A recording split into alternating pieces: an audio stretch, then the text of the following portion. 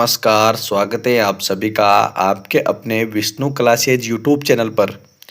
तो बात करते हैं इस वीडियो के अंदर कि राजस्थान के अंदर सरपंच चुनाव 2026 में कब होंगे, किस माह में होंगे, चुनाव तारीख फिक्स हुई है या नहीं, आचार संहिता कब लगेगी और आरक्षण का नया फॉर्मूला क्या रहेगा।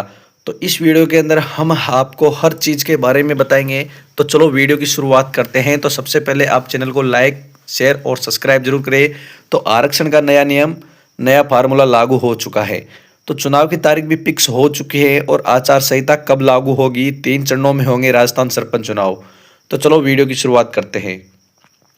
तो आपको बता दें कि यह संख्या ग्राम स्तर की पंचायतों की है, यानी उन पंचायतों की जिन्हें सरपंच और पंच चुनने के लिए चुनाव होता है। चुनाव किसके लिए होता है सरपंच का, कि पंच और सरपंच चुनने के लिए यह होता है। तो ध्यान दें, इसी तरह पंचायत समिति और जिला परिषद भी होती हैं, लेकिन जब लोग कुल पंचायतें कहते हैं तो ज़्यादातर ग्राम पंचायतों को ही कहते हैं। पिछले कुछ समय में परिसमन के कारण संख्या बदल रही है। तो संपेद में लगभग 14,000 ग्राम पंचायतें हैं। अध्यास नए पुनर्गठन के बाद संख्या बढ़ती है। जयपुर जिले में भी ग्राम पंचायतों की संख्या बढ़कर 596 ग्राम पंचायतें हो गई है।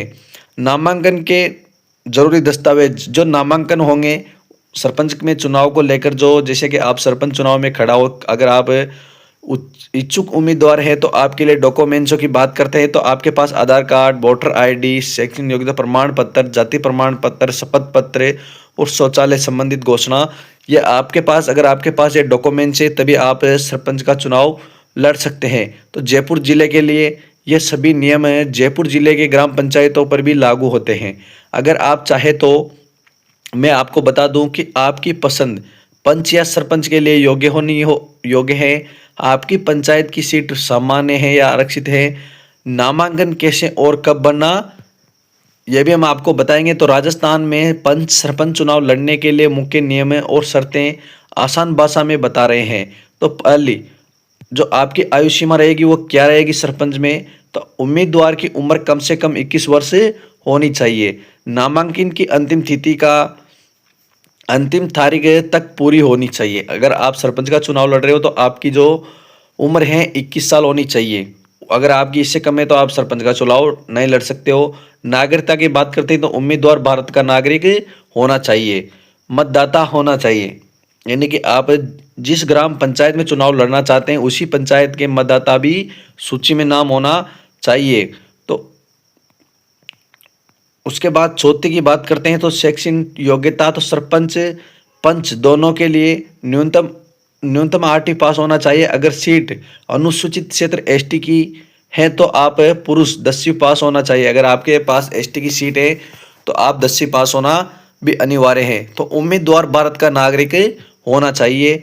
शौचालय होना जरूरी है, आपके घर में शौचालय भी होना जरूरी है, उम्मीदवार के घर में शौचालय होना जरूरी है। इसका स्वयं घोषणा पत्र देना होगा। उसके साथ साथ सरकारी बकाया नहीं होना चाहिए, जिसे किसी भी तरह बिजली, पानी, टैक्स, पंचायत का बकाया बिल नहीं होना चाहिए। फिर नामांकन में से पहले पूरा हो चुका दिया होगा। अपराधी रिकॉर्ड, गंभीर अपराधियों मामले नहीं होना चाहिए। दोषी ठहराया गया व्यक्ति चुनाव नहीं लड़ सकता है। अगर किसी भी प्रकार से अगर आदमी दोषी ठहराया गया हुआ तो वह चुनाव नहीं लड़ सकता। अगर केस चल रहा है तो उनका हलफनामा देना जरूरी होगा, हलफनामा देना जरूरी होगा। अगर किसी के केस चल रहा होगा तो उसको भी चुनाव नहीं लड़ा दिया जाएगा सरकार की तरफ से। सरकारी नौकरी की बात करते हैं, उम्मीदवार किसी प्रकार की सरकारी नौकरी नहीं होना चाहिए। अगर वह इस्तीफा देना जरूरी है। अगर कोई सरपंच का चुनाव लड़ना चाहता है और वो सरकारी नौकरी होगा तो पहले उसको इस्तीफा देना जरूरी है। उसके साथ साथ 2 से ज़्यादा बच्चे नहीं होने चाहिए। 2 में अधिक जीवन स्थान होने पर चुनाव लड़ने अयोग्य होते हैं। कुछ पुराने मामलों में छूट भी होती है। उसके साथ साथ नामांकन शुल्क, तो नामांकन शुल्क रहेगी तो सरपंच का जो रहेगा उसमें लगभग 500 रुपये रहेंगे और पंच में 100 रुपये रहेंगे। आरक्षित वर्ग में छूट मिलनी है। राजस्थान में पंचायती राज संख्याओं, ग्रामीण पंचायतों की कुल संख्या, हाल ही सरकार ने डेटा इस प्रकार जारी किया है। तो आपको बता दें कि राजस्थान में कुल पंचायतों की संख्या ग्राम पंचायतें लगभग 14,006 के आसपास हैं। राज्य सरकार ने हाल ही में पुनर्गठन परिसंपन्न के बाद 41 जिलों में पंचायतों में नई स्थापना के साथ पुनर्गठन किया है, जिसमें लगभग संख्या 14,000 के करीब पहुंच गई है। उसके साथ साथ ये संख्या ग्राम स्तर की पंचायतों की यानी उन पंचायतों की भी उन्हें उन और सरपंच और पंच चुनने की चुनाव देते हैं। उसके साथ साथ ध्यान दें, इसी तरह पंचायत समिति और जिला परिषद भी होते हैं, लेकिन जब लोग कुछ पंचायतों कहते हैं, ज़्यादातर ग्राम पंचायतों भी कहती हैं, पिछले कुछ समय में परिसमन के कारण बदल रही है। तो अब तक क्या तारीख तय हुई है या नहीं, तो आपको बता दें कि पंचायती चुनाव की तारीख का ऐलान आरक्षण सीट आरक्षण और परिसमन डेलिमिशन पूरी होने के बाद किया जाएगा। इसके लिए सभी प्रक्रिया जारी है और जैसे ओबीसी आयोग और संबंधित विभाग अपनी रिपोर्ट देंगे, सरकार तारीख का अंतिम ऐलान कर देगी।